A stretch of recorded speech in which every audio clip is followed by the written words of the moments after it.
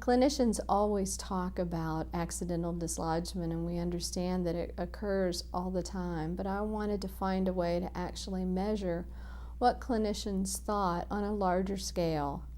And so we put together a survey and a research method in order to collect responses by clinicians working at the bedside. The actual concept of what they felt the prevalence was with their patients in different types of intravenous devices. So intravenous dislodgements are a problem for both clinicians and for patients. Basically, what we discovered was that accidental dislodgement occurred with all types of both peripheral and central venous catheters. The most common, most prevalent type of device was accidental dislodgement with short peripheral catheters.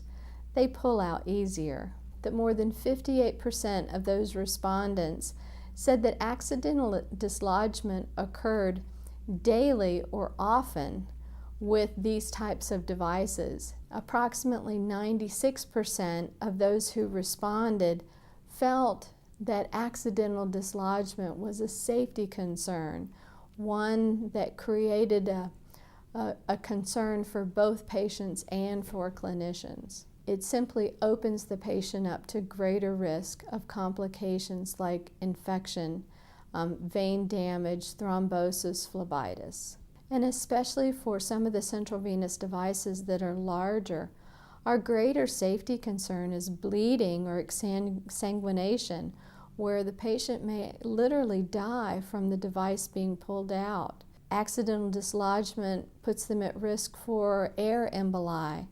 In terms of the clinician, who's already very busy administering medications and looking after multiple patients, it requires much more time to go back and to reinsert an intravenous device. We currently use stabilization devices on almost all of our catheters in some shape or form, whether it's simple tape, a transparent dressing, or some form of manufactured securement. But as we could see from the respondents in our survey, this isn't enough because accidental dislodgement is still occurring.